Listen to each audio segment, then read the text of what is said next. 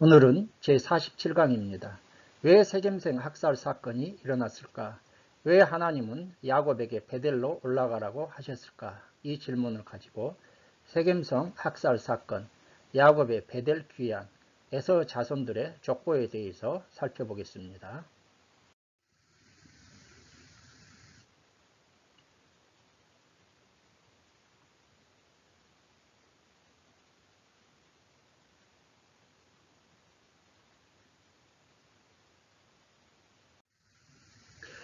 첫째로 세겜성 학살 사건에 대해서 창세기 34장을 통해 살펴보겠습니다.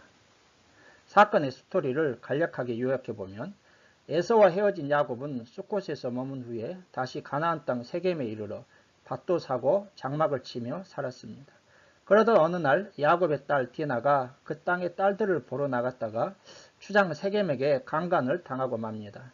세겜은 디나를 사랑하여 아버지 하모를 통해 결혼해 줄 것을 요청합니다. 한편 이 사건을 전해 들은 야곱은 아들들이 돌아올 때까지 침묵했으나 야곱의 아들들은 심히 노한 나머지 복수할 기회만 엿봅니다. 그러던 중 세겜 쪽에서 결혼해 달라고 청혼을 요청하자 할례를 행한다는 조건에 결혼해 주겠다고 거짓 약속을 합니다. 13절에서는 속여 대답했다고 기록하고 있습니다. 세겜성 사람들은 이 조건을 마음에 들어 남자들을 모두 다 할례를 행합니다. 그러나 이들이 할례로 인하여 고통 가운데 있던 제3일에 시므온과 레이가 성을 공격하여 남자들을 다 죽이고 나머지 형제들은 무방비 상태에 있는 성을 약탈에 동참합니다. 그리고 야곱은 이 일로 인해서 가나안 주변 족속들에게 보복당할 것을 염려해야 할 이러한 상황에 직면하게 된 것입니다. 자, 여러분, 왜 세겜성 학살 사건이 일어났을까요? 먼저 표면적 이유를 보게 되면 디나의 호기심과 세겜의 정욕, 야곱 아들들의 복수, 이것이 복합적으로 표면적 이유가 되겠습니다. 1절에서 디나는 그 땅의 딸들을 보러 나갔다고 했습니다. 보러 나가다, 라, 보다, 바라보다, 조사하다입니다. 이때 당시 디나는 최소 12살에서 많게는 15살에서 16세의 그러한 아가씨 처녀입니다. 디나는 그 땅에 사는 여자아이들이 어떻게 사는가 이것을 보기 위해서 구경을 나갔다가 그 땅 추장 세겜에게 붙들려 강간을 당한 것이죠. 디나의 호기심과 세겜의 정욕이 디나 강간 사건이 일어난 표면적인 이유이고 또 야곱 아들들의 복수로 인해서 세겜성 학살 사건이 일어난 것입니다. 디나의 호기심은 좋게 말해서는 호기심이지만 영적으로는 세상 유혹에 넘어갔다 이렇게 볼 수가 있습니다. 디나는 가나안 히위 족속 세겜 땅 여인들이 살아가는 모습을 보고 유혹을 참지 못하여 나간 것입니다. 우리 성도들의 입장에서는 세상의 유혹에 넘어갔다가 그만 봉변을 당하고 만 것입니다. 특별히 야곱 아들들 중에서 시몬과 레이는 레아가 낳은 그러한 디나의 친오빠들이기 때문에 이들이 복수에 앞장선 것입니다. 그러나 표면적 이유 말고 이곳에는 영적인 이유, 깊은 중요한 영적인 이유가 있습니다. 야곱에 대한 하나님의 경고인 것이죠. 하나님의 경고. 창세기 28장 21절에서 22절을 보게 되면 베델의 꿈 사건에서 하나님께 야곱은 서원을 하게 됩니다. 내가 평안히 아버지 집으로 돌아오게 하시오면 여호와께서 나의 하나님이 되실 것이요 내가 기둥으로 세운 이 돌이 하나님의 집이 될 것이요 하나님께서 내게 주신 모든 것에서 10분의 1을 내가 반드시 하나님께 드리겠나이다고 야곱은 서원하게 됩니다. 그렇기 때문에 야곱은 가나안 땅에 돌아왔을 때 가장 먼저 할 일이 무엇입니까? 베델로 올라가서 하나님께 감사를 드리고 11조를 드려야 했습니다. 그러나 야곱은 어떻게 합니까? 33장 18절은 야곱이 밧단 아람에서부터 평안히 가나안 땅 세겜 성읍에 이르러 그 성읍 앞에 장막을 치고 20절은 거기에 제단을 쌓고 그 이름을 엘엘로 헤이 이스라엘이라고 불렀다고 했습니다. 야곱은 세겜 땅에 장막을 치고 하나님께 감사를 드린 것입니다. 숫곳에서 그 10년에서 11년을 거주한 후에 세겜 땅에 이르러 장막을 치고 하나님께 감사를 드린 것입니다. 이것은 20년 전에 하나님께 했던 서원에 대한 위반인 것이죠. 야곱은 바로 베델로 올라가서 하나님께 제단을 쌓아야 했지만 쌓아야 했습니다. 세겜 땅에서도 제단을 쌓고 감사 제사를 드렸지만 이것은 베델에서 드려야 할 제사하고는 성격이 다른 것이죠. 자신이 해야 할 곳, 있어야 할 곳에서 제사를 드리고 예배를 드려야 되는데 자신의 편의대로 드린 것입니다. 이 점에서 우리는 똑같은 예배, 똑같은 감사라도 다 똑같은 것이 아니라는 귀한 사실을 깨닫게 됩니다. 마땅히 있어야 할 곳에서 드리는 예배와 감사가 하나님이 기뻐 받으시는 예배요 감사라는 것입니다. 하나님께서는 자신이 한 서원을 망각하고 편의대로 세겜성에 정착하여 안주하는 야곱을 일깨워 주시기 위해서 디나 사건을 통해 경고하고 징계하신 것입니다. 우리는 이 사실을 통해서 굉장히 중요한 메시지를 깨닫게 됩니다. 올바른 예배를 드려야 된다는 것입니다. 자신의 편의에 따라서 드리는 예배가 아니라 자신이 꼭 있어야 할 곳, 그러한 하나님께 진정한 올바른 예배를 드려야 한다는 것이죠. 또한 분노를 절제하고 다스릴 수 있어야 된다는 것입니다. 야곱의 아들들은 분노를 절제해야 되는데 그것을 다스리지 못함으로 이러한 세겜성 대학살 사건이 일어나고 그의 가족들은 이제 멸문지화의 그러한 상태에 처하게 된 것입니다.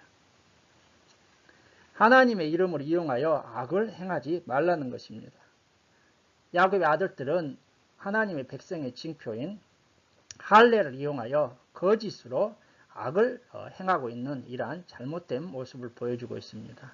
그러므로 우리는 세겜성 학살 사건을 통해서 올바른 예배, 분노를 절제하고 다스릴 것, 하나님의 이름을 이용하여 악을 행하지 말 것, 이러한 귀중한 메시지를 깨닫는 복된 성도들이 되시기를 주의 이름으로 축원합니다. 야곱의 이동 경로에 대해서 지도를 통해서 다시 한번 살펴보겠습니다.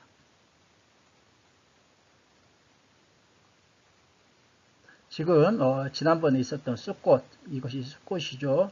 이곳에서 한 10년에서 11년 정도 산 것으로 성경학자들은 추정합니다.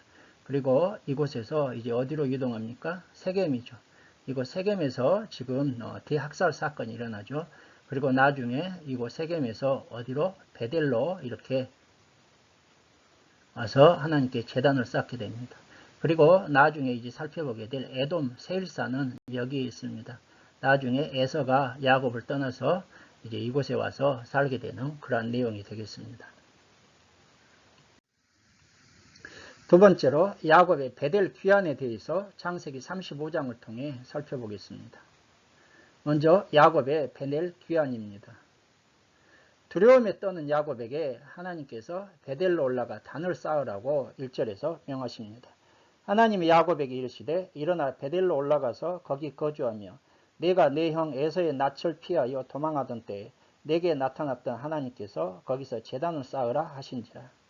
하나님께서 디나 사건을 통해서 두려움에 벌벌 떠는 야곱에게 왜 그것을 사건을 일으키셨다고요? 하나님의 경고와 징계의 그런 영적인 의미가 있습니다. 그래서 하나님께서는 이제 이 두려움에 떠는 야곱에게 베델로 올라가 단을 쌓으라고 직접 명령하십니다. 그러자 야곱은 회개와 계획을 요청합니다. 야곱이 이에 자기 집안 사람과 자기와 함께한 모든 자에게 이르되 너희 중에 있는 이방 신상들을 버리고 자신을 정결하게 하고 너희 의복을 바꾸어 입으라.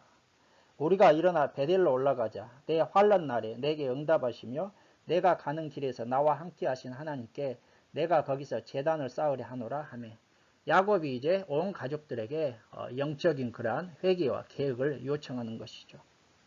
이때 당시 이방 신상들을 버리고 자신을 정결하게 하자 이렇게 하는 것으로 봐서 이 야곱 일가족들이 이방 신상들을 굉장히 섬기고 이쪽 가나안 그러한 세겜성 사람들과 교류하면서 많이 동화되어 있었다는 것을 우리가 알 수가 있습니다. 그러자 4절을 보게 되면 그들이 자기 손에 있는 모든 이방 신상들과 자기 귀에 있는 귀고리들을 야곱에게 주는지라 야곱이 그것을 세겜 근처 상수리 나무 아래에 묻었다고 말씀하고 있습니다.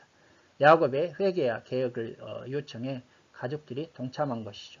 모든 그들이 가지고 있는 이방 신상들 이것들을 그리고 귀고리들을 상수리 나무 아래 묻었다고 했습니다. 개혁이 동참한 것이죠.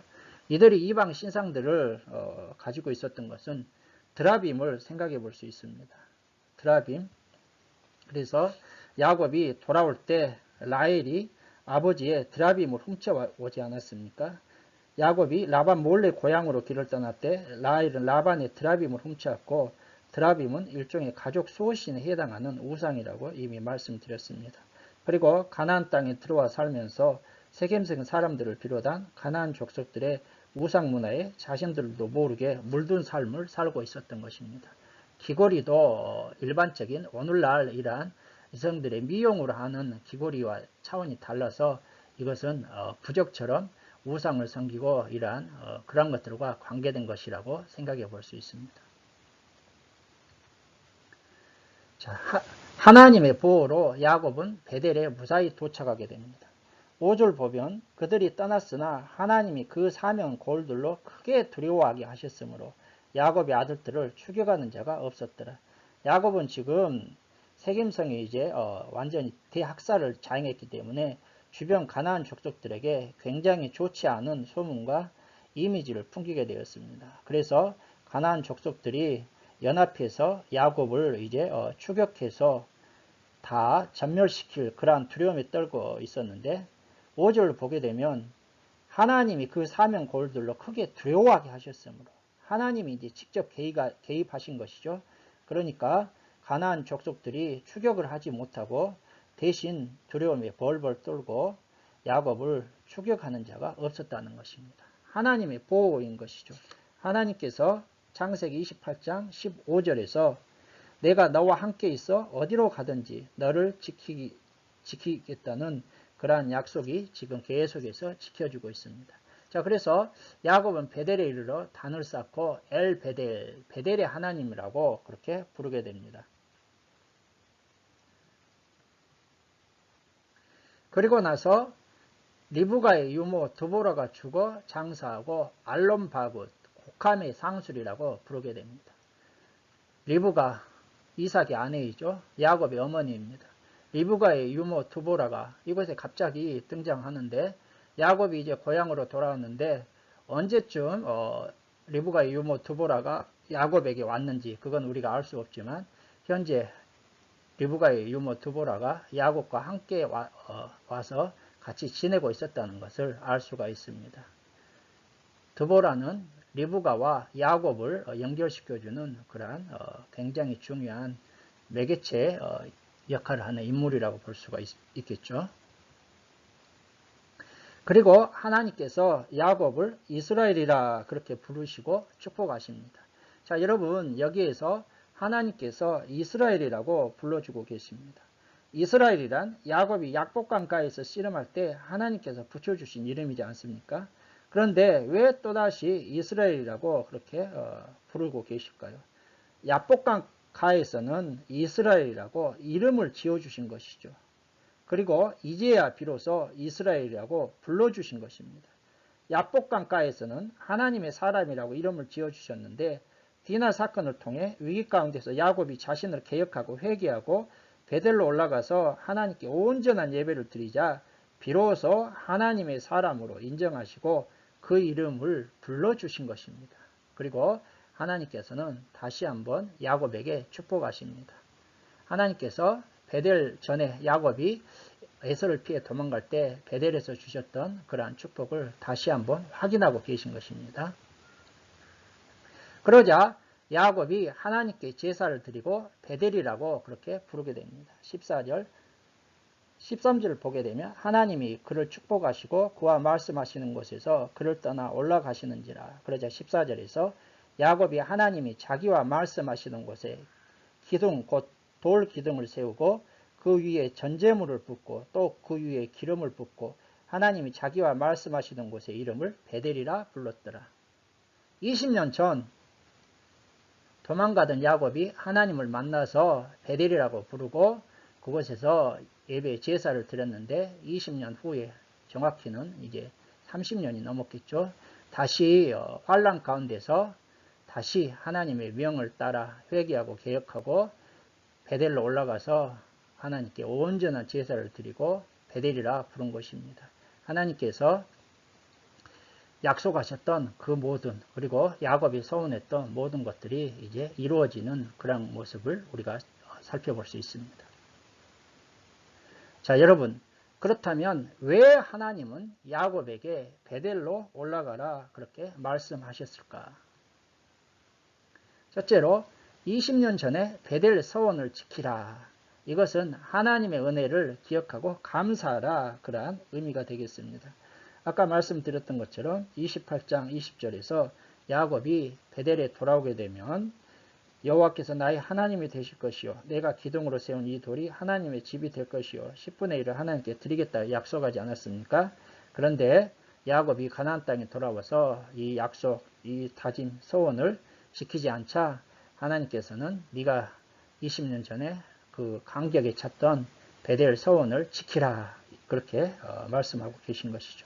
그리고 이것은 오늘날 우리 성도들에게 적용해 보게 되면은 하나님의 은혜를 기억하고 감사하라, 이러한 의미와 같은 것이죠. 두 번째로 예배의 간격을 회복하라는 것입니다.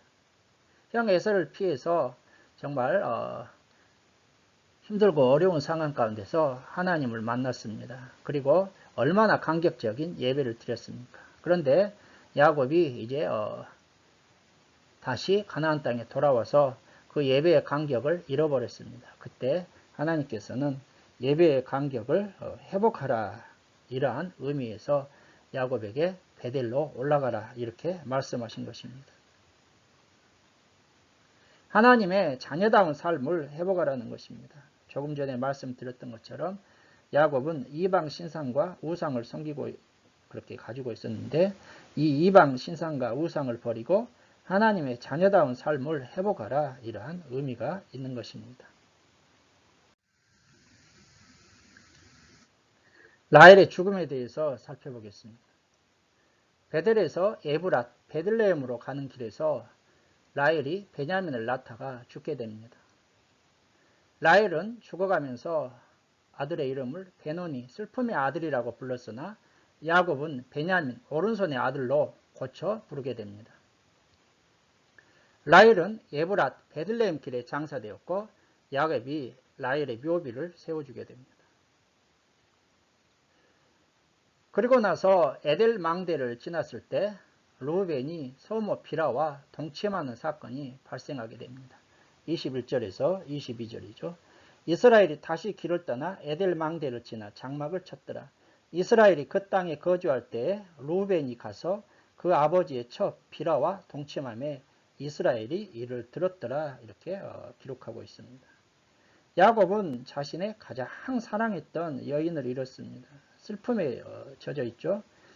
그런데 자신의 장자가 르우벤이 자신의 첩 아내를 범하는 있을 수 없는 치욕적인 사건을 경험하는 이러한 굉장히 힘든 상황에 직면하게 됩니다. 자, 여러분, 왜 르우벤은 이 시점에서 소모 비라와 동참했을까요? 비라는 누구입니까? 야곱의 첩 아내이지만은 르우벤에게서는 배달은 어머니이지 않습니까? 23절을 보게 되면 레아의 아들들은 야곱의 장자 르우벤과 그 다음 시므온과 레이와 유다와 이사갈과 스불론이라고 나오고 24절 라헬의 아들들은 요셉과 베냐민이라고 나오고 25절 라헬의 여종 비라의 아들들, 그러니까 비라는 라헬의 여종인 것이죠. 자, 지금 사건의 시점을 한번 생각해 보십시다. 누가 죽었습니까? 아버지 야곱이 가장 사랑하던 라헬이 죽었습니다. 그 시점에서 하필이면은 누가 지금 통관하고 있습니까? 라헬의 여종 비라, 자신의 서모인 비라와 동침하고 있다는 것입니다. 왜 이렇게 했을까요? 저는 야곱에 대한 르우벤의 복수다, 이렇게 한번 생각해 보았습니다. 이것은 제 개인적인 의견입니다. 라헬은 야곱이 가장 사랑했습니다. 대신에 르우벤의 친어머니 레아는 어땠을까요? 평생을 서럽게 살아왔죠. 그러자 라헬이 죽자 르우벤이 이러한 방식으로 복수를 하고 있는 것이 아닌가. 라헬에 대한 복수를 야곱에 대한 복수로 이렇게 지금 하고 있는 것이죠. 바로 역기능적인 가정에 있어서 자란 그러한 루벤이 자신의 어머니 레아가 고통당하는 삶을 보면서 이제 라헬이 죽자 이러한 방식을 통해서 아버지 야곱에게 복수를 하고 있는 것이 아닌가. 저는 이런 관점에서 한번 생각해 보았습니다. 물론 가장 1차적인 이유는 루벤의 그러한 정욕이겠죠. 루벤이 정욕입니다. 그러나 그 이면에는 이러한 역기능적인 가정에 있어서 루벤의 그러한 복수가 이러한 방식으로 표출되고 있다 생각해 봅니다. 이때 당시 루벤을 비롯한 정확한 나이는 알 수 없지만 20대 후반에서 30대 초에 가장 혈기왕성한 그러한 청년이었을 거 아닙니까? 그래서 이러한 방식으로 아버지 야곱에 대해서 복수하고 있는 것이다. 이렇게 생각해 보았습니다. 그러나 루벤은 이 사건으로 인해서 결국 나중에 장자 축복권을 박탈당하고 자신의 후손이 탁월치 못하리라는 그러한 창세기 49장에서 저주를 받고 맙니다. 순간의 정욕을 이기지 못하고 행동한 것이 잘못된 방식으로 복수한 것이 이렇게 후회할 만한 결과를 낳은 것입니다. 그러므로 우리가 항상 죄와 중독적인 유혹을 이기는 성도들이 되시기 바랍니다. 야곱의 아들들의 명단이 23절에서 26절에 다시 한번 이제 기록되고 있습니다. 그리고 나서 27절에서 29절에 이삭의 죽음이 기록되고 있습니다. 야곱이 기랏 아르바 헤브론에 거주하던 이삭에게 이제 나아갑니다. 온 가족들 이끌고 나아가는 것이죠. 이때 요셉이 애굽으로 팔려갈 때 야곱은 108세이고요. 이삭은 168세였습니다. 그래서 이삭은 야곱과 함께 12년을 더 산 것이죠. 이삭이 180세에 죽자 에서와 야곱이 이삭을 장사합니다. 에서와 야곱이 진정으로 화해한 것임을 알 수 있는 것이죠. 예전에 에서는 어땠습니까? 아버지가 죽기만 하면은 야곱을 죽여버리겠다. 그렇게 길길이 날뛰던 에서가 하나님께서 변화시켰자 이 정도로 야곱과 진정한 화해를 하고 사이좋게 지내는 것이죠.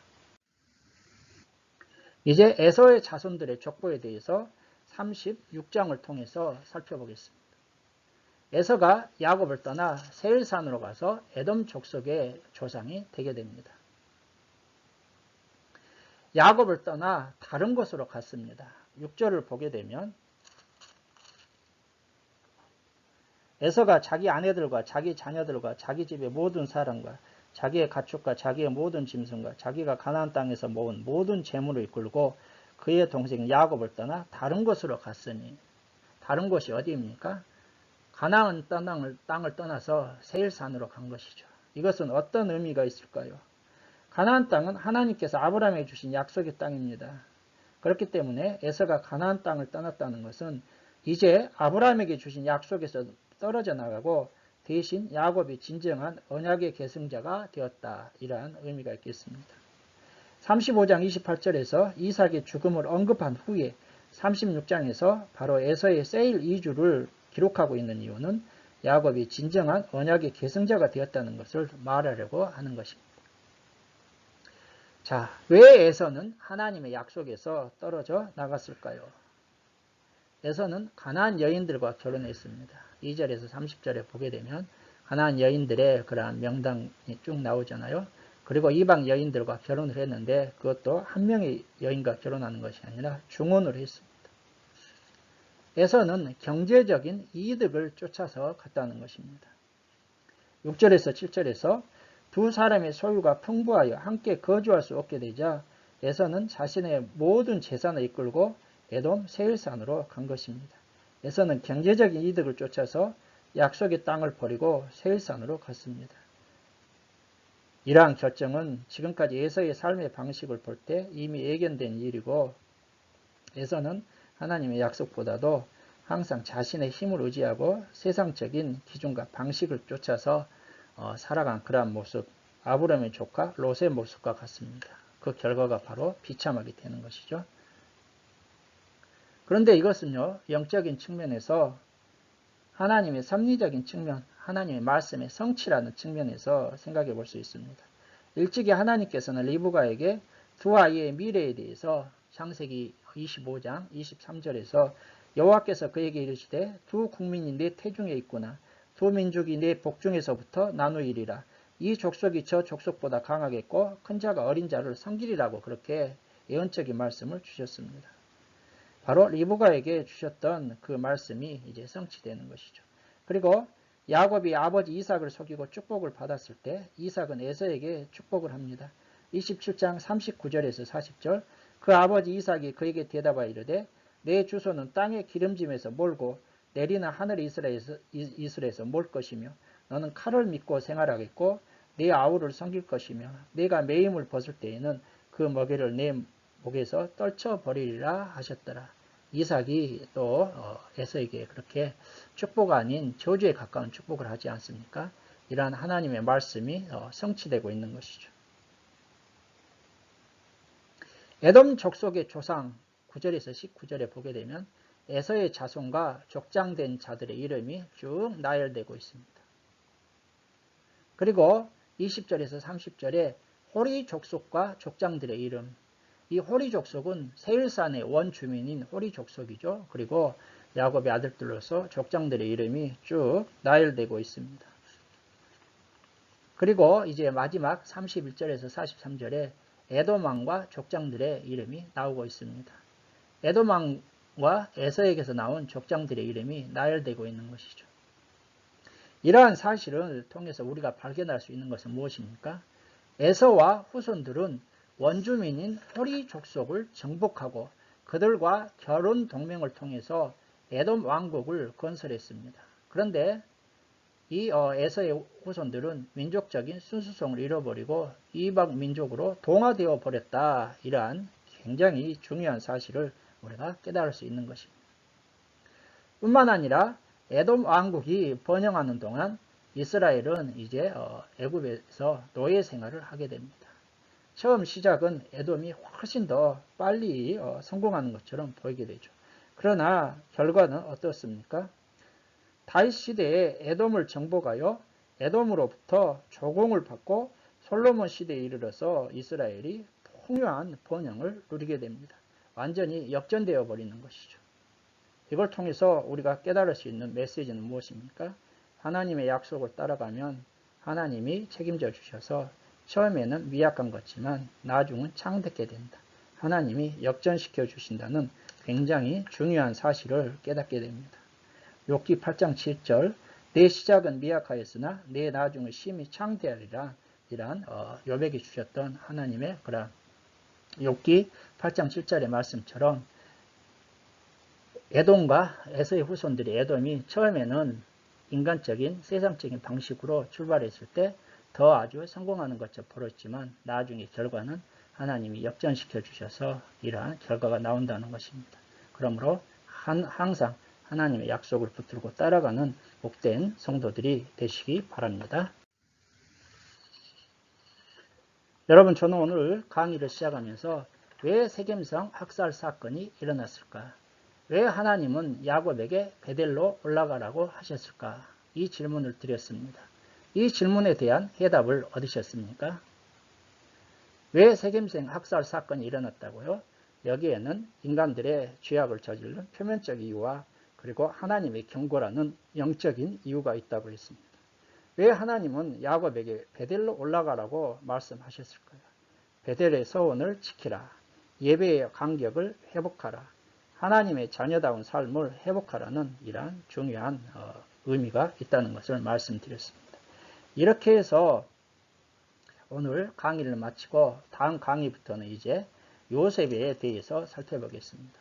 오늘로 해서 이제 야곱에 대한 중요한 것들이 끝나고 이제 새로운 그런 족장인 37장 요셉과 형제들, 요셉의 이야기가 시작되고 이걸 통해서 이제 출입국이 시작되게 되는 그러한 창세기의 네 번째 굉장히 중요한 인물인 요셉에 대해서 다음 강의부터 살펴보도록 하겠습니다. 오늘 강의를 시청해 주신 여러분들께 감사를 드리고 다음 강의에서 찾아뵙도록 하겠습니다. 감사합니다.